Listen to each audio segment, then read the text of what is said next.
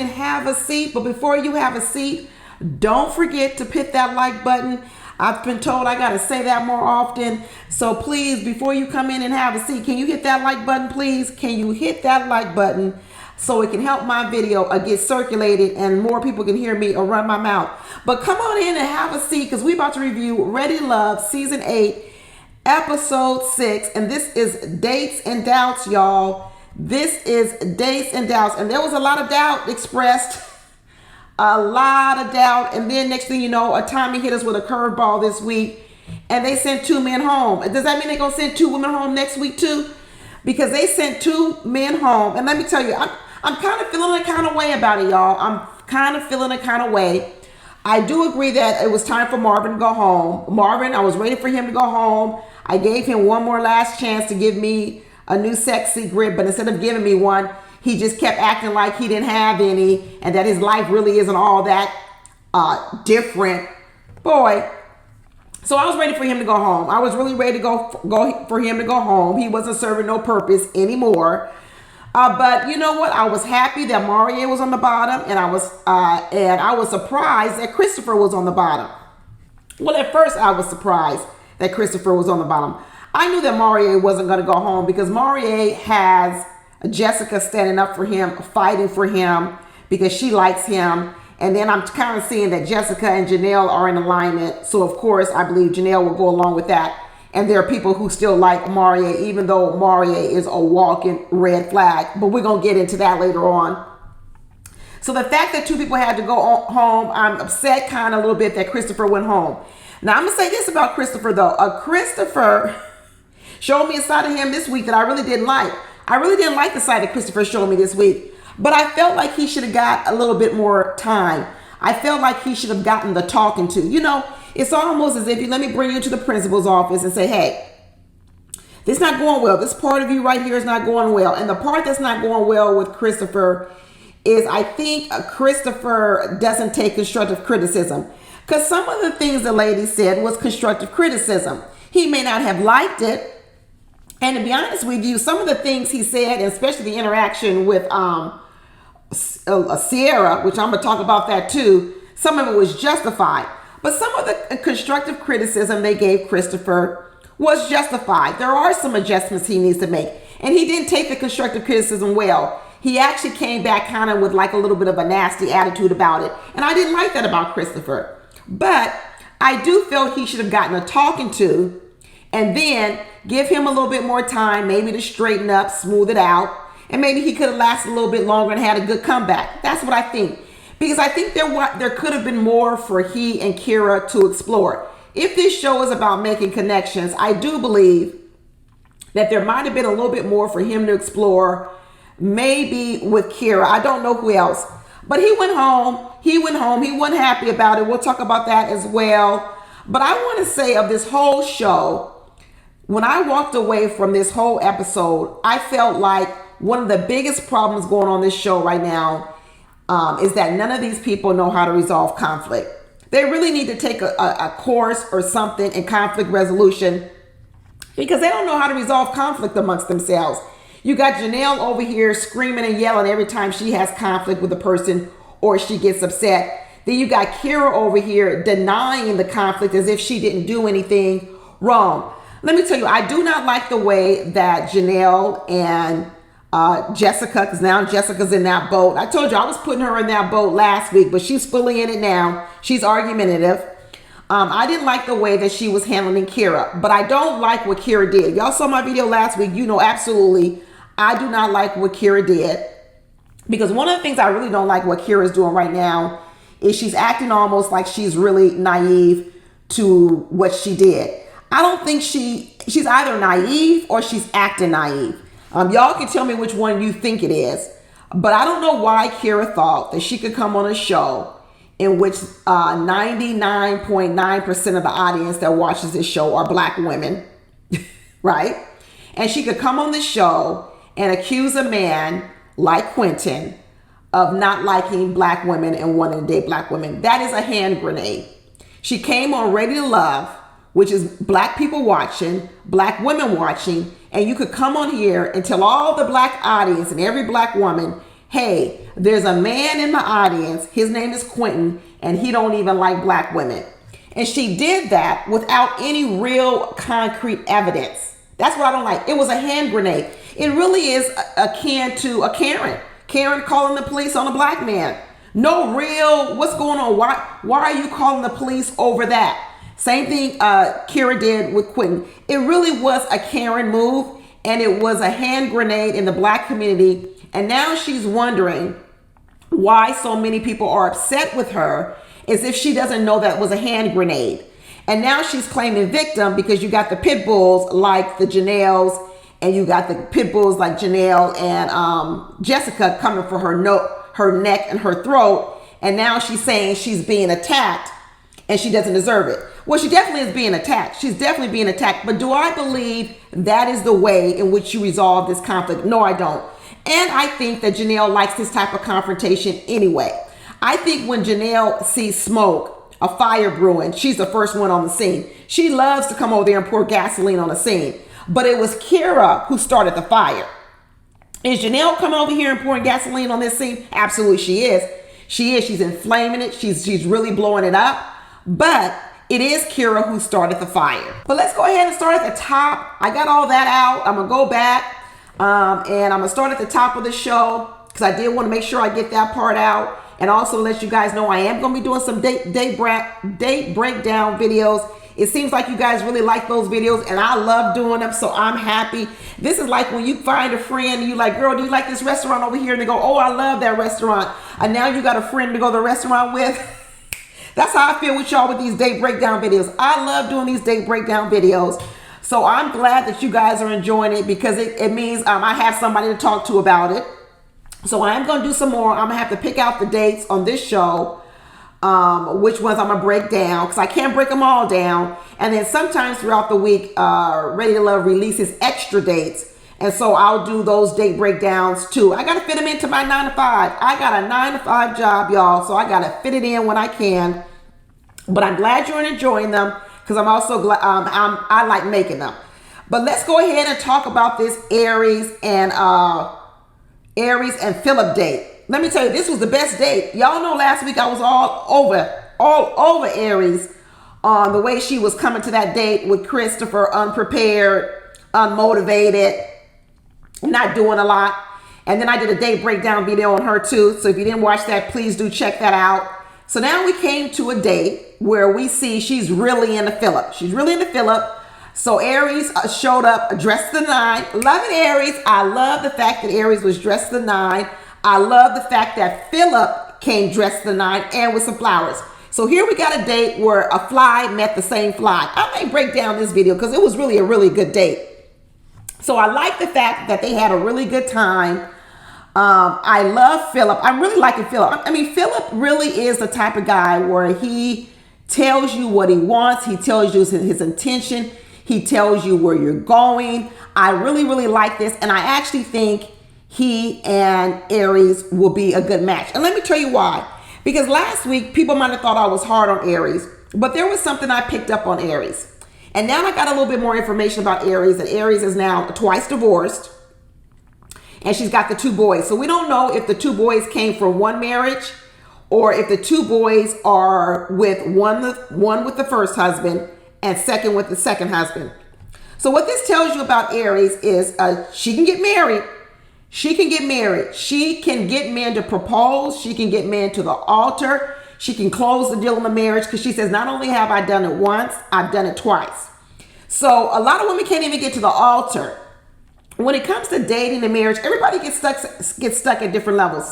Some women get stuck at getting a date, find it hard to get a date. Some women get stuck at going from date to fiance and getting married, and then getting married. Some women get stuck at getting married but not able to maintain the marriage.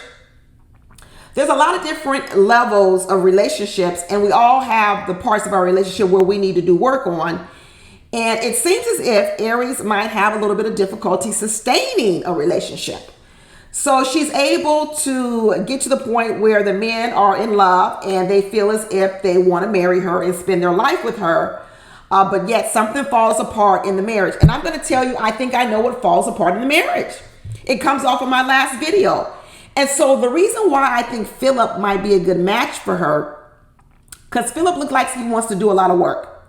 Philip looks like he's the type of man that he's willing to do a lot of work and carry a lot of the burden.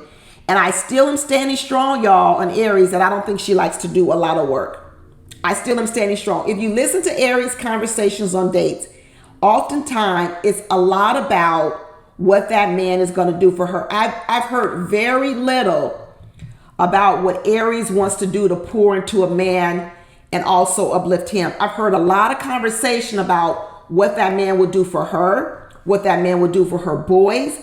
Unless they're editing it out, I want to know, I really want to know what Aries is going to do to nurture a man. Because if she can get the man to get to the point where he wants to marry her and they get married, if she doesn't figure that part out, she's going to have a third divorce. I think that's where Aries is struggling, and I'm going to stick to it. But I think what's going on with Phil is he's excited. He sees his beautiful woman in Aries. And let me tell you, Aries doesn't have a lot of glaring red flags. She really doesn't. Her red flags are subtle, and most of the time you do not discover them until you're deep into the relationship. And I think that's what it is about Aries. I think in the beginning, when men are in the very heavy pursuit mode, men do a lot of the heavy lifting in relationships. In the beginning, men do a lot of heavy lifting in the beginning of a relationship because they're pursuers. They're on the hunt. So they know they're doing the majority of the work. And I think there's no problem in the relationship with Aries at that point because the men are willing to do all the work. The problem comes when once men get inside of the relationship, men slow down. I'm telling you, women, they slow down. They do not do all the things they used to do when they were chasing you, when they were hunting to you. So there becomes this leveling off. You don't want it to drop too low because now you're like, dang, what I get. But it does go down. And I think what happens is when you start to see that, you see Aries used to getting all this attention in the hunt for the man. And then when he levels off, I don't think Aries steps up to kind of help level off and meet the man there. I think that's one of her problems. I love the date. I love Philip's energy. I love all about them. I hope it continues. I really hope it continues, but it was refreshing to see a date like that. It was like a love story. Phil was talking about it was a love story. I was enjoying it. And you know what? I love a good love story. So I hope it works out for them. I really do. But on the flip side of a date that didn't go well was the Sierra and Christopher date. Oh, good Lord. Another bad date with Sierra. Sierra needs to go home next. I don't know what woman's up for elimination. Kira's up. I'm sure Kira's going to be up. I don't know who else could be up, but it needs to be Sierra. Sierra needs to go home. She's not ready. She's not ready at all. And the type of work that she needs to do, she's just doing more damage here on the show. Once again, here she does come on a date, telling a joke that's not funny, talking about, Christopher is hat-fished. Not funny one bit. And even though I want to get into Christopher too, because let me tell you, Christopher is not all that good on dates either. I'm telling you, he really isn't that good on dates. I'm going to have to do like I said, I need to do a date breakdown video on him too. He's not that good on dates at all either. He does come off as sounding arrogant. He really does. You know what? I think he would have gone home anyway, but I would have wished they would have given him one more opportunity. He says he doesn't have any insecurities whatsoever. He can't admit any flaws he may have. That's a red flag. You don't know nothing about yourself that you might need to improve. You don't know anything about yourself where you might need to improve. Christopher says, no, I'm good just the way I am. That's a problem. But like I said, he was sitting across from Sierra, so I couldn't get into him too much because he was sitting across from another person where I'm telling you, she got red flags as well, and she needs to do better. She absolutely needs to do better. I don't know if they said Christopher is fake. He's really trying to impress the women. He's trying to sell himself so much. Probably so, because a lot of men, they try to overly sell themselves to women. He says, I'm in a competition, and that's how he's showing up to the competition. And it ain't a good way. I agree with that. It is not a good way that he's behaving on these dates. It really isn't a good way. He needs to do some work. He said he was ready to date again, but you know what? He needs some new dating skills too. Christopher does need some new dating skills. But he started going on talking about he was a doctor and in school for a doctor, and he was saying it was too high. Is he telling us he got student loan debt? Doctor of medical school, student loan debts from 2 years. Shoot, he might owe $150,000 in student loan debt. A medical school is expensive. But I think Christopher also may suffer a bit from what I'm seeing, and I'm going to call it entrepreneur syndrome. Because you see a lot of these entrepreneurs on this show suffering from it. Christopher is an entrepreneur. He owns a security company. You got Janelle, who's an entrepreneur. You got Jessica, who's an entrepreneur. You got Sierra, who I think she's a stylist. She's kind of her own business person. I'm going to tell you, people who, if you're out there dating and you meet people who are entrepreneurs, you need to ask some additional questions nowadays. I used to be an entrepreneur. I could say I dibble and dabble. I was in corporate America for 20 years. Then I went to entrepreneurs, and now I'm back in corporate America. And I can tell you this, from having worked in both industries, I'm going to tell you, I saw a change in the people who became entrepreneurs during the course of my time of being one. Entrepreneurs used to be people who had great ideas and wanted to expand beyond corporate environment and maybe run their own business. Now you have a lot of people who are entrepreneurs who couldn't make it in corporate America. And you know why they can't make it in corporate America? Because they don't know how to get along with people. That's what I was starting to find of people who become entrepreneurs. There are some people who have become entrepreneurs because they actually can't get along in more structured environments like corporate America. They don't know how to follow rules. They don't know how to get along with people. They don't want to have to report to HR. They don't want any boundaries around them. They want to say whatever they want to say. They don't want no HR coming to them telling them the stuff they saying is out of pocket. They don't want no rules, no checks and balances. So they become entrepreneurs because then they can do what the heck they want to do. They can say what they want to say, and they can say whatever they want to say to people and do whatever they want to do. And they become lousy at conflict resolution because they're never forced to resolve conflicts with people who aren't going anywhere. Because as an entrepreneur, you can just decide, hey, I'm going to fire you if you're my employee. Or you can say, if it's a customer you don't like, you can say, well, I don't want to do business with you no more. And that's what I'm finding with some of these entrepreneurs. They don't know how to get along with people. They don't know how to resolve conflict. They don't have no customer service skills. And when I look at Christopher, who's an entrepreneur in a security business, which is probably he's used to giving directions, I can absolutely see problems he's having in the dating world. Because when I see him on the television screen, he does look like a security officer. He sounds like a police officer. He sounds like he gives a lot of orders and tells people what to do. But he's not taking any time to listen to the other person's grievances and what they have to sue. Like I said, he doesn't have very good conflict resolution skills, and he doesn't take constructive criticism well. And that's one of the problems I saw with him on this show this week. But I can't get mad at him too much with the jokester Sierra over here talking about, well, I like nice things and I like Birkin bags. And, you know, if you don't buy me a Birkin bag, I'll go out and buy it on my own. Oh, good Lord. Does anyone believe Sierra? I don't believe Sierra. I don't believe Sarah. Sierra, first of all, why are you bringing up I like Birkin bags and Chanel bags? And as she says later on, it was a joke, but he took the joke wrong. That's the problem. All your jokes go wrong. I don't know why Sierra keeps telling these jokes. They're not funny and no one likes them. Why does she keep telling them on dates? Is she so uncomfortable on dates that this is like a nervous tick where she tells these jokes and they just come off wrong? It really doesn't put her in a good light. She needs to stop telling them. And I'm starting to think she tells the jokes because she really can't have real conversation. I almost think that these jokes are a way for her to say something else. And I want Sierra to take off that new wig she has. Something went wrong when Sierra put on this wig. Sierra, the first time with the short hair, she was a lot better than Sierra with this wig. The Sierra that does this all the time with that wig. Is this some alter ego? I don't know what the heck this is. I want Sierra to take off that wig she's been wearing these last couple of episodes. I want her to go back to the short hair. I want her to get rid of these bad jokes.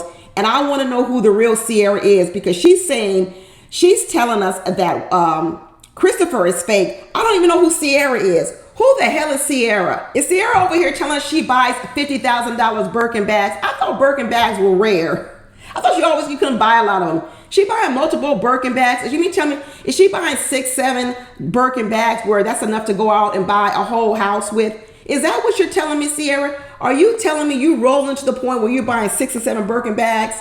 That what difference does it make if a man can't buy you one? I'll go buy my own. What is Sierra talking about? She's talking about Christopher puffing up himself, talking about how he walks the runway, how he has businesses.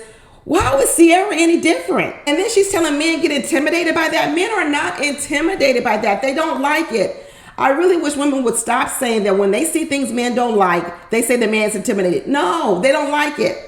I see it and I don't like it. I'm not intimidated by it.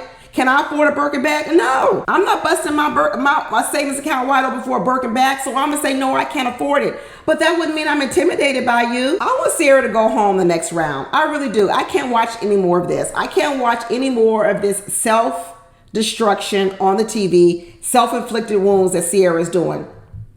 I need this to end. I need this to end. Then we got Jessica go on this date with Christopher, another entrepreneur, bossy, coming on the show. I liked it when she first showed up. She bought the lunch for Christopher.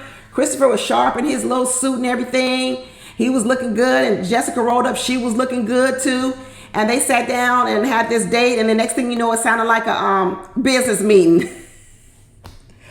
Woo! This date sounded like a business negotiation meeting. And I was like, ain't nothing sexy about this date whatsoever. This date ended up turning into, let me reprimand you. Let me tell you what I don't like about you. I know it's about expressing your doubts and concerns, but oh my God, the way that it's done. Woo! Jessica ain't got no finesse to her. She says she likes to keep it straight, no shooter. And you know what? People don't watch my show. I'm a straight, no shooter person too. But she needs to learn how to put some honey on it. When she's talking to a man, she needs to learn how to put some honey on it, because she says she likes direct communication. That's why she likes Maurier. Because Maurier likes direct communication as well. Okay, well then they need to get together, because I don't know who else likes this type of communication. But this, I don't know, Jessica. And then Jessica said, you know what? I'm not going to talk a certain kind of way just to get a man. Okay, there it is right there, people. There it is right there. Like I said, a lot of people say, I'm not going to change. I'm going to stay authentic. I'm going to stay to myself. And who cares if it doesn't get me to my goals? I'm just going to keep doing it. There you heard it. Now, if Jessica had that same mentality out in the business world, she'd be out of business. If Jessica was in the business world and said, I don't care what the customers want. I don't care what you're asking in the customer feedback. I don't care about anything of it. If that's what I have to do or be like that, then I'd rather just go out of business. I don't believe she does that in her business. I believe that she adapts to her customers.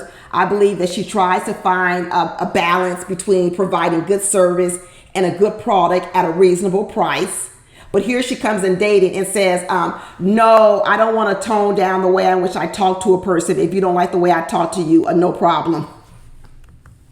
Woo! All right, Jessica. If you say so. But they're not going to work. They are not going to work one bit, because Chris got her together, though. Chris got her together, and he told her, listen, you're going to have to talk to me a certain kind of way, and if you don't, there ain't going to be no we. But he did it with a smile. You know, Christopher always going to say it with a smile. We see in this preview next week, and I don't know if they tricking us with what the woman says, but the woman basically said, you got to be in servitude to Chris. Because Chris is like, oh, you're not going to talk to me no kind of way. And we know he wanted a woman to cook. I can't wait till next week to hear the whole story of this woman, because I know sometimes they be trying to trick us with these clips. But I got to hear if what she's really saying is Chris wants a woman that's basically in servitude to him. It might be. I told you Chris got a lot of criteria. He's really picky. I picked up on that last week. I'm telling you, this man is such a sharp dresser. You could tell he's picky. You could tell he has these really, really high standards. And what he's saying is, I got a standard and I want you, and I ain't coming back off of it. He might be another one. Because I'm telling you, 40 years old, a Nigerian out here ain't been married. What's going on? What is going on? I tell you, all these people on this show this season need to learn how to compromise and resolve conflict, because I see a lot of people standing their ground. Not knowing how to resolve conflict, not knowing how to compromise, not knowing how to get that balance between staying true and authentic to yourself, but also learning how to mesh yourself with another person. Everybody on here got relationship. It's a mess. This season is a mess. Then you got Marvin on this date with Kat saying, yeah, I can be in a monogamous relationship. No, I won't get bored with you. Kat is like, boy, you ain't fooling nobody.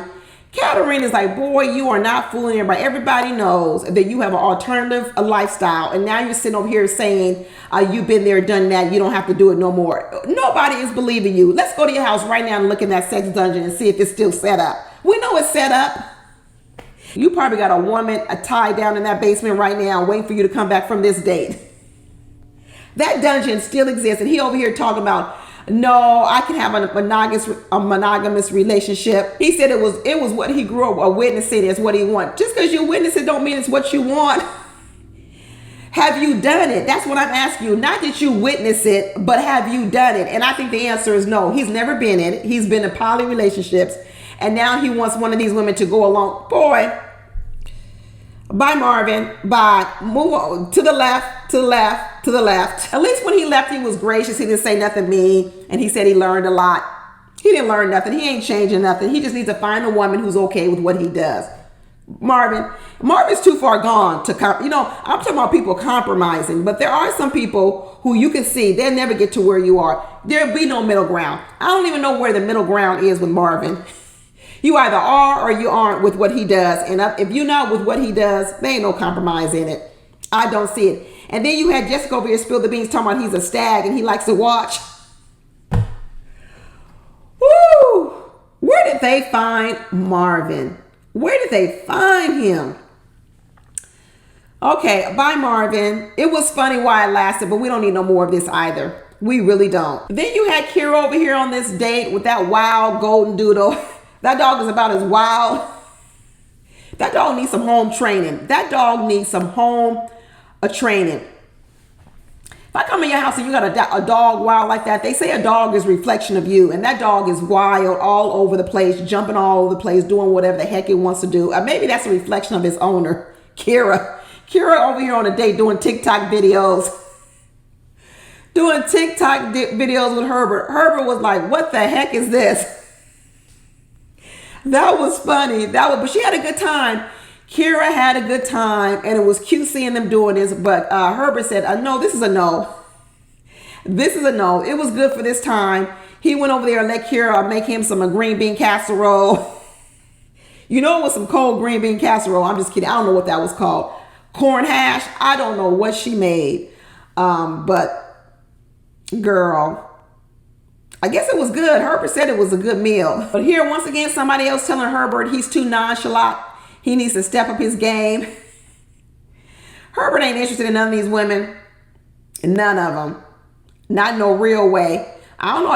Is Herbert used to women chasing him out here in these streets because he's tall? That might be it. There might be a lot of women. It's easy for Herbert to get women coming after him because he's tall. And there are a lot of women who just love tall men. So, it sounds like he don't do too much for women on dates. Too much. A lot of men were bringing flowers today. Oh, no. Did Herbert bring some flowers? Oh, no, he did. He brought a gift for the dog. That was sweet, which meant he knew the dog. He knew she had a dog, which means he's been talking to her. Maybe because when they've been on the phone, that dog be barking in the background the whole time.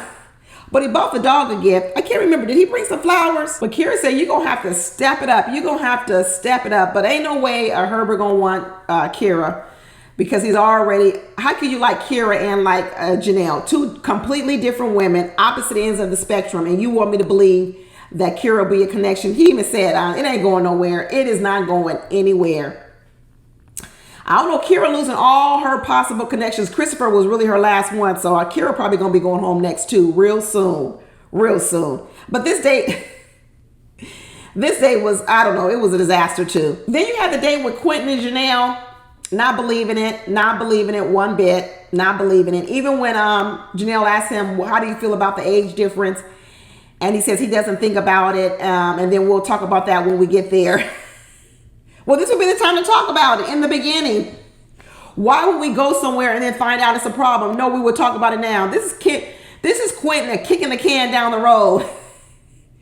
This is Quentin saying, no, let's not talk about the negative stuff because we need to just keep this positive so we can get on down this road. Quentin ain't looking to be with Janelle long term.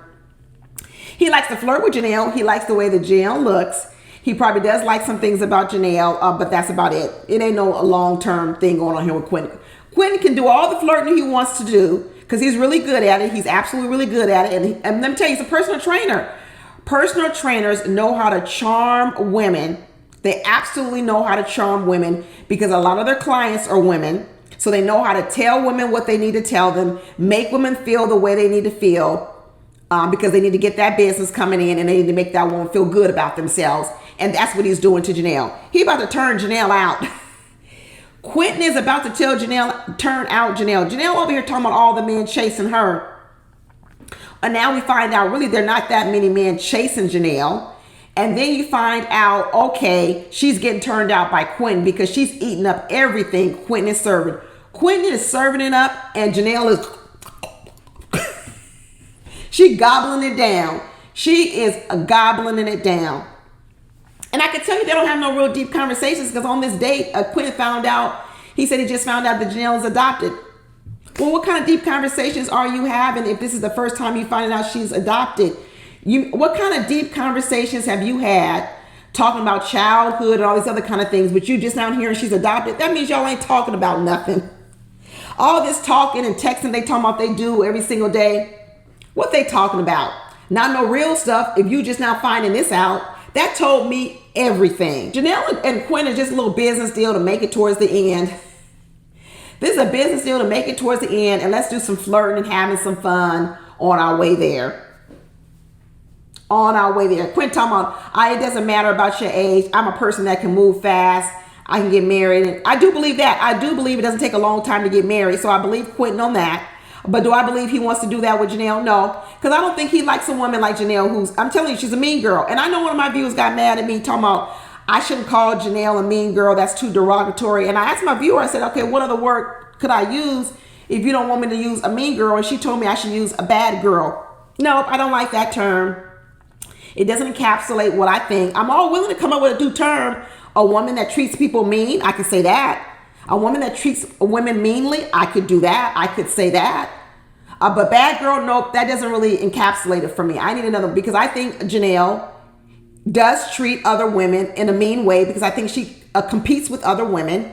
Because I watch Janelle's eyes when other women walk in the room. Every time a woman walks in the room, like at the deliberation room or the ladies' lounge, look at Janelle's look. She's always checking out women. She always got a scowl on her face as a woman walks in. When Lee walked in, she looked at Lee because Lee's all bodied up. She looks good. She looked at her side eye.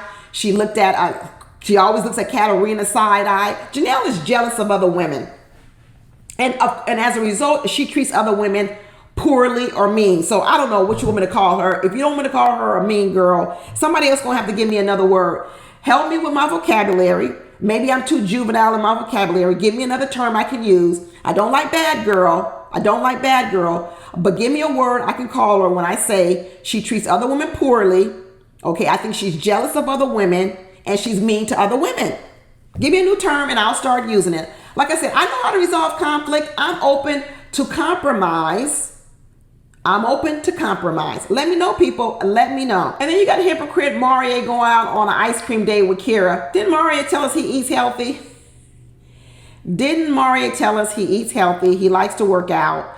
And we've seen Maurier gobble down a hamburger. Now he's at the ice cream shop. Last week he was wearing those coveralls. Coveralls are supposed to cover all. That's why they're called coveralls. But Maurier's coveralls were only covering his navel, his belly button. Oh, good looking Maurier. Now he's over here eating ice cream. Maurier is a walking a contradiction. Talking about what he loves sweet potato pie. Do you like it homemade? Asking Kira, do you like store-bought or homemade? He's a walking contradiction. I don't like Maurier. I really don't like him. Then he's over here talking about I like banana pudding. All Maurier talking about is eating food, desserts, hamburgers. I'm telling you, walking contradiction. They over here eating this ice cream dipped in chocolate. And the lady said, what you want, white chocolate or milk chocolate? And Kira said, give me the white chocolate. That was funny. The irony of that. So Kira's over here trying to take up for herself again, talking about I got a black daddy. I got 2 black brothers. Of course, I'm embedded into the black community. Kira, just acknowledge what you said was offensive to black men, or you basically put Quentin out there to get eaten up by all the black women watching the show. Why can't she just acknowledge that? Is she a Karen? Why can't she acknowledge that? That's what I'm telling you. No ability to resolve conflict. No ability to admit when you're wrong. No ability to admit that, hey, maybe I went too far, but still went over here screaming that she's the victim. Girl, don't dish it if you can't take it. Don't dish it if you can't take it. Then you had another bad day with Marvin and Lee talking about he likes animal impersonations. Of course you do. I'm just kidding. He said, no, I don't impersonate the animals. Well, who you impersonating on Jurassic Park? It's only about 3 or 4 other people in the whole show. If you're not impersonating the animals, who are you impersonating, Marvin? He knew it was the animals. It was the animals. He just didn't want to seem that freaky. It's animals. He's impersonating the animals, and that's what he's doing in that sex dungeon. Who else is he impersonating on Jurassic Park? Lee was right to turn her head like this and look at him like he was crazy. Marvin is weird. Just weird. I'm with Lee when she said, "Oh, you scare me, Marvin. You scare me." But I'm gonna tell you this about Lee, y'all. My spidey senses are going up on Lee. Oh, I wanted to really like Lee too. I really did, and I still like her. But I'm telling you, I've seen her on a lot of dates so far, and I'm not liking what I see. I'm really not liking what I see. She doesn't seem to have a really good conversation at dates, even with a person like Marvin. I don't know. It's just something. I don't have a lot to go off because she doesn't really talk much. She really doesn't talk much, but most of the time when she is talking, a lot of it is just kind of like, I don't know, it's kind of like she's turning her nose up at it and being like a little bit like, and she's got this face she uses all the time of like, definitely not liking it, which I think, a lot of us don't like what Marvin is saying, but it's something about Lee that's coming out on these dates. The expressions that she uses, the way she just shows her disinterest. She doesn't talk. She doesn't open up her mouth. But then when she does speak, a little bit kind of sounds, I don't know if it's condescending. I don't know, y'all. She's a beautiful woman. She really is. But I know she must have this connection with Quentin. I really want to see her and Quentin out on a date. I really do, because in a lot of ways I'm thinking that maybe they will get along well, because I don't know, I'm starting to think that maybe they might have a lot in common. They may have a lot in common, because let me tell you, Quentin is a flirt. Quentin thinks very highly of himself, and maybe Lee would meet his standards. Lee is definitely more of a toned down version than Janelle. I think Janelle is ghetto, be honest with you. The way she confronts people and talks to people and the things she says, "Don't play with me, girl, don't play with me." It's just ghetto. And I think that I don't think Lee is like that at all. So maybe some of the things that Quentin is looking for and likes in Janelle, he could also get that in Lee. But Janelle has this playfulness to her, this fun, this outgoing side. And Lee, I don't see that with her. So I don't even know. No, I don't see her with Quentin unless, Lee said she was playful and outgoing. But I don't see any lightheartedness to Lee. I just see this sort of like, I don't want to call it judgment, but it's like, I don't know. I need to see more dates with Lee, because I need more to go off of. But she was done with that date with Marvin too. I ain't mad at her. Once again, Marvin had his chance. He's been on plenty of dates with a lot of different women. And guess what? None of them panned out. None of them. So it was good that he went home. Katarina was the one that had to give him the bad news. And she did it very well. She handled it very nicely. And I think she did a good job at sending him home. And like I said, he went home graciously, which was good. Although he did make that little side comment, talk about a lot of women they reject, but they don't want to learn. No, Marvin, I don't agree with that, because I can learn and still reject. I can do both. I can listen to you, I can learn, and then I can still reject. If I reject without asking questions, I got you. But a lot of people ask questions. They didn't do enough to learn and understand Marvin. And after they learned, they still rejected. So he can't put him down for that. They gave him a chance. They listened to him. And then after they listened, they said, no, it's still a no. They weren't closed-minded. They did listen and said, you know what? It's not for me. And ain't nothing wrong with that. Kira was trying to explain it to Christopher when she had to send him home, but Christopher was not taking any constructive criticism. He was fighting back. It's not that he didn't make some good points, but he also should have taken some constructive criticism. Anything that Kira was trying to tell him, and she was trying to tell him in a nice way, I never heard Christopher say, you know what, maybe I could do a better job there. He didn't. At no point in time did he do that. All he kept doing was defending himself, and that's what I didn't like about Christopher. I didn't like it. He was stubborn, and he didn't take constructive criticism. So in a lot of ways, although if he hadn't gone home this time, I'm sure he would have gone home really soon.